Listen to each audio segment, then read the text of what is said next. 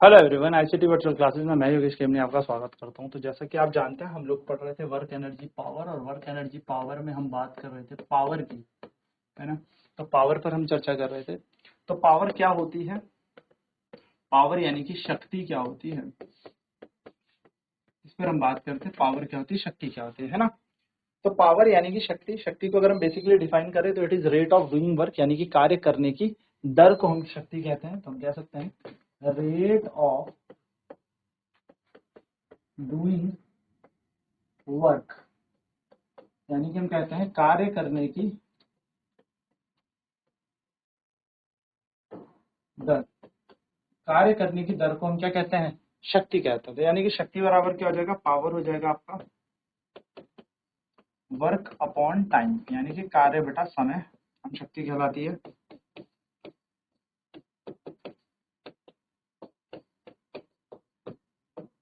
कार्य बटा समय हमारी शक्ति कहलाती है, ठीक है। तो अगर हम पावर को डिफाइन करें तो पावर हो गया वर्क डन अपॉन टाइम। अगर हम इसकी यूनिट पर बात करें, यूनिट, तो यूनिट ऑफ जो वर्क है, कार्य की इकाई जो है वो होती है जूल, है ना।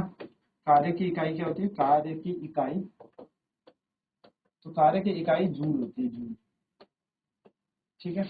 और वहीं देखें टाइम की यूनिट ऑफ टाइम, अगर हम देखें यूनिट ऑफ टाइम, समय की इकाई देखें तो समय की इकाई हमारी होती है सेकंड, है ना। तो ये हमारे यहाँ पर इकाई हमारे पास है। तो अगर हम बात करें यहाँ पर यूनिट ऑफ पावर की, यूनिट ऑफ पावर यानी कि शक्ति की इकाई पर बात करें तो शक्ति की इकाई हो जाएगी हमारे पास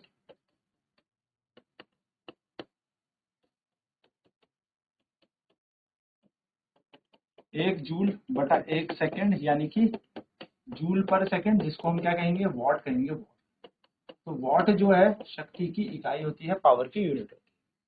नेक्स्ट अगर हम यहाँ पर बात करें तो पावर हमारे पास स्केलर क्वांटिटी होती है। तो power is a scalar quantity,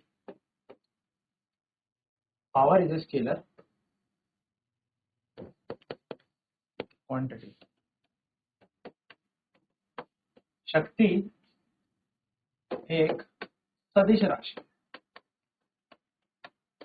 sorry अदिश राशि है, अदिश, इसके पास दिशा नहीं होती, ठीक है। यानी कि एक स्केलर क्वांटिटी हमारी होती है, ये बात ध्यान में रखिए। चलिए क्वेश्चन आ जाएगा, define one what, define one what, एक वॉट को परिभाषित करें।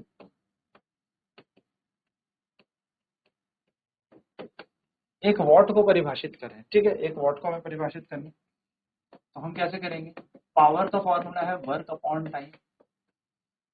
वर्क इज इक्वल्स टू, हमें पता है 1 जूल, और टाइम की वैल्यू है 1 सेकेंड।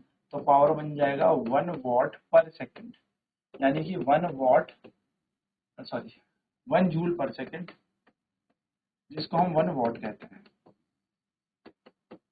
हम कह सकते हैं एक वॉट कब होगी, तो एक वॉट हमारी तब होगी जब 1 जूल की पावर, 1 जूल की शक्ति जब 1 सेकेंड में कंज्यूम हो रही हो, तो हम कहेंगे the when 1 joule of power, when 1 joule of work, 1 joule of work is done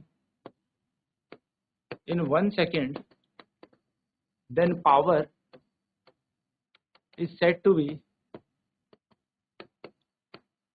1 watt. जब 1 जूल की ऊर्जा, जब 1 जूल की ऊर्जा एक, या 1 जूल की, 1 जूल का कार्य, का कार्य 1 सेकेंड में हो, तो शक्ति 1 वॉट कहलाती है। तो शक्ति 1 वॉट कब कहलाएगी, जब 1 जूल का कार्य 1 सेकेंड में होता है। चलिए नोट करेंगे फटाफट, फिर बढ़ते हैं इस पे, प्रश्न करते हैं, क्वेश्चंस करते हैं।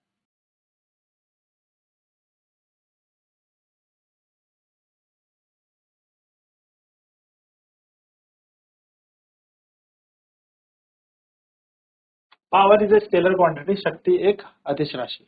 तो डिफाइन 1 वॉट, 1 वॉट को परिभाषित करें तो पावर है वर्क डन अपॉन टाइम। तो वर्क डन है 1 जूल, टाइम है 1 सेकंड, पावर है 1 जूल पर सेकंड। तो when 1 joule of work is done in 1 second then power is said to be 1 watt. जब 1 जूल का कार्य 1 सेकंड में हो तो शक्ति 1 वॉट कहलाती है। ठीक है, तो एक क्वेश्चन यहाँ पे कर लेते हैं। क्वेश्चन है हमारे पास, ए मास of 50 kg is pulled up by a crane to a height of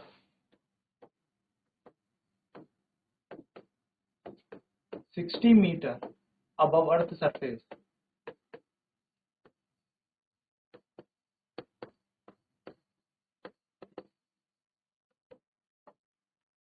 Above the earth surface, find the above the earth surface in 10 seconds.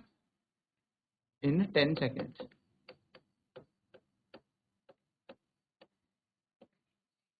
Find the power of the crane. Solve करते हैं इसे। हमें क्या है, 50 kilo का जो मास है वो एक क्रेन 60 मीटर ऊंची हवा तक लेके जाती है, यानी कि ऊंचाई तक लेके जाती है 10 सेकंड में। तो यानी कि मास दे रखा है हमें, मास यानी कि द्रव्यमान हमें दे रखा है m, कितना 10 किलो या 50 किलो में द्रव्यमान दिया। हमें यहाँ पर ग्रेविटी भी दी है,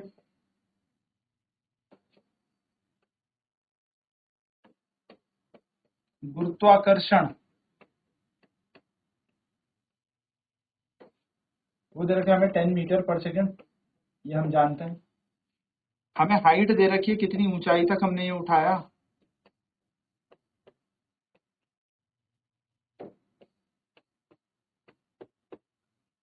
ऊंचाई हमें दे रखी है कितनी, 60 मीटर की ऊंचाई हमें दे रखी है। ठीक है, हमसे पूछिए पावर बताओ।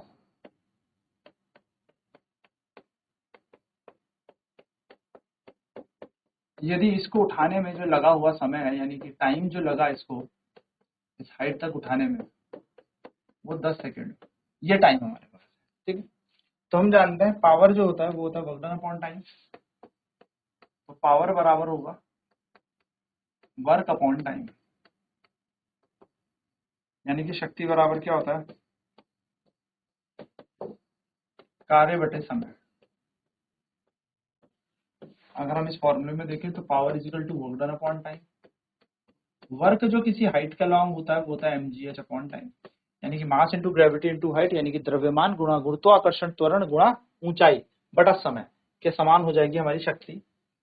तो द्रव्यमान हमें दिया है 50 किलो, जी का मान दे रखा है 10 और हाइट हमें दे रखी है कितनी 60। और ये कितने टाइम में हो रहा है, ये जा रहा है हमारा 10 सेकंड में 10। तो 10 से 10 उड़ा देते हैं, पावर आ जाएगी 5 6 30 और 2 जीरो और, यानी कि पावर आ गई 3000 वॉट, यानी कि पावर हो जाएगी हमारी 3 किलोवाट। ये हमारी पावर हो गई 3 किलोवाट। तो हम कहेंगे the crane has a power of 3 kilowatt. The power of crane, the power of crane is 3 kilowatt, यानी कि क्रेन की शक्ति 3 किलोवाट है। तो 3 किलोवाट इस क्रेन की शक्ति है, इस क्रेन की पावर है। चलिए नोट करेंगे।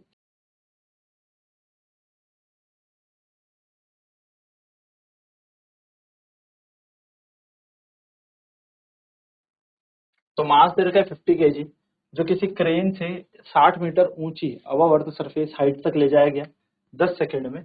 आपसे पावर ऑफ क्रेन पूछिए। तो द्रव्यमान हमें दे रखा है वस्तु का, 50 किलो की द्रव्यमान की वस्तु को पृथ्वी की सतह से 60 मीटर ऊपर ऊंचाई तक ले जाने में 10 सेकंड लगते हैं। शक्ति निकालें या क्रेन की पावर हमें यहाँ पर कैलकुलेट करनी है। ठीक है, तो पावर ऑफ क्रेन हमें यहाँ पर निकालनी है। तो हमने मास लिख दिया, मास हमें कितना दे रखा है 50 किलो, ग्रेविटी हमें दे रखी है 10 मीटर पर सेकंड स्क्वायर, हाइट हमें 60 मीटर दे रखी है। पावर की बात करें, शक्ति की बात करें, तो शक्ति हमें यहाँ पर निकालनी है, टाइम यहाँ पर 10 सेकंड है, तो power is equals to work done upon time होता है, शक्ति बराबर कार्य बटे समय, तो कार्य हो गया हमारा mgh अपॉन टी, है ना, किसी हाइट के अलॉन्ग mgh होता है, तो mgh अपॉन में टी, तो पावर की वैल्यू की 50 इंटू 10 इंटू 60 अपॉन 10, 10 से 10 कैलकुलेट हो गया, पावर आ गया 3000 वाट, 3 किलो वाट पावर आ गई।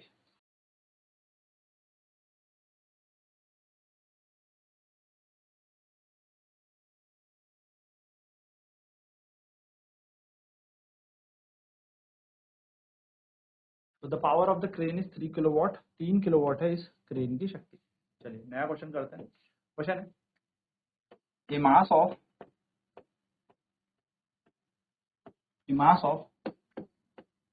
100 kg is pulled up by a crane to a height of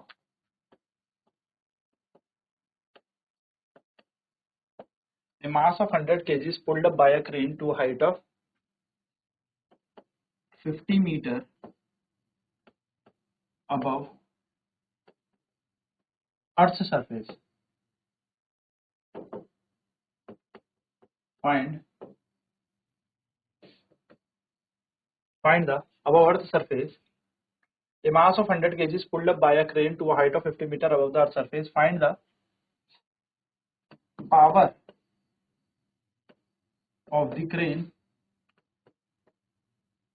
if it takes 50 seconds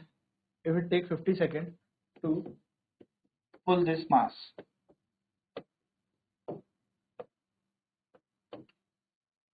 एक 100 किलो द्रव्यमान की वस्तु को एक क्रेन 100 किलो द्रव्यमान की वस्तु को एक क्रेन 50 मीटर की ऊंचाई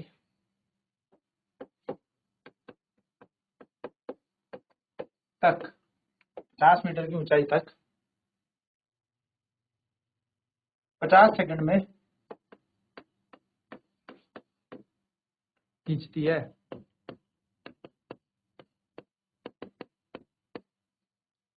इस क्रेन की शक्ति ज्ञात करें। इस क्रेन की शक्ति ज्ञात करें। तो हमें यहाँ पर क्या दे रखी है, मास दे रखा है, द्रव्यमान हमें दे रखा है। 100 किलो का हमें यहाँ पर द्रव्यमान दिया है वस्तु का, 100 किलो में मास दे रखा है, इस बॉडी का मास हमें 100 किलो दे रखा है। ठीक है, चलिए क्वेश्चन नोट करेंगे फटाफट से।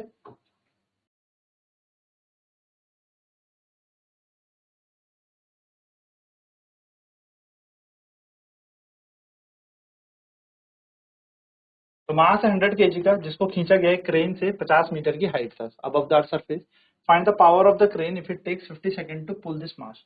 तो 100 किलो का द्रव्यमान है, एक वस्तु को क्रेन 50 मीटर, मतलब 100 किलो के द्रव्यमान की वस्तु को 50 मीटर ऊंचाई तक खींचने में 50 सेकंड लगाती है एक क्रेन। तो इस क्रेन की शक्ति ज्ञात करें।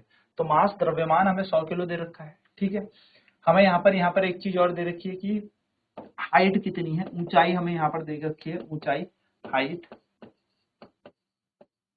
ऊंचाई हमें यहाँ पर दे रखी है वस्तु की 50 मीटर ऊपर ऊंचाई तक वस्तु जा रही है। और टाइम कितना लग रहा है इस वस्तु को, तो समय लग रहा है इस वस्तु को t बराबर 50 सेकंड। तो 50 सेकंड ये वस्तु यहाँ से यहाँ तक जाने में ले रही है। ठीक है, तो अगर हम यहाँ पर देखें ग्रेविटी की बात, कि ग्रेविटी कितनी है, तो ग्रेविटी सब जानते हैं, ग्रेविटी यानी कि जी, गुरुत्वाकर्षण हम कह सकते हैं या गुरुत्वीय त्वरण हम कह सकते हैं। तो गुरुत्वीय त्वरण के लिए हम यहाँ पे कह सकते हैं जी बराबर 10 मीटर पर सेकंड स्क्वायर। तो हम जानते हैं पावर इज इक्वल्स टू होता है वर्क डन अपॉन टाइम। तो वर्क हो जाता है हमारा mgh और टाइम की जगह t।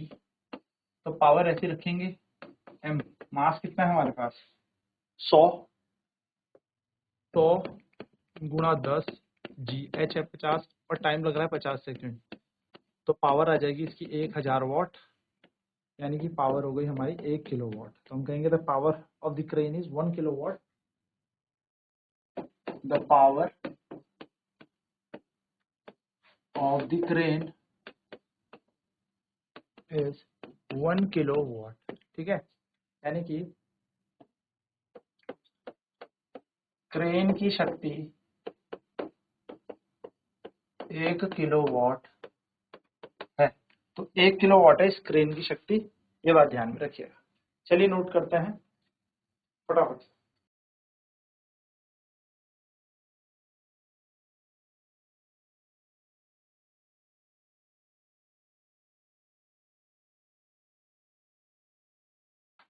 Power is equal to work done upon time, work के लिए हमने लगा दिया mgh और टाइम है हमारे पास 50 सेकंड, तो 50 से 50 कैंसिल हो गया और यहाँ पर आ गया 1000 किलोवाट। तो हम कहेंगे the power of the crane is 1 kilowatt, यानी कि क्रेन की शक्ति 1 किलोवाट।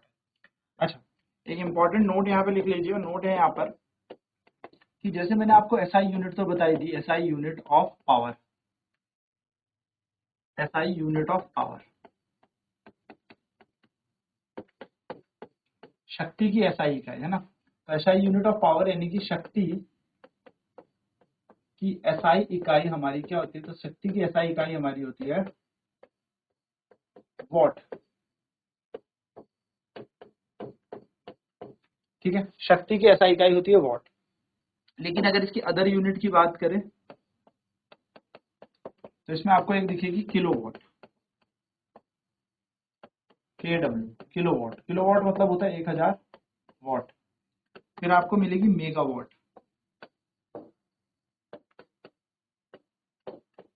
10 टू द पावर 6 वाट। फिर आपको दिखेगी गीगावाट,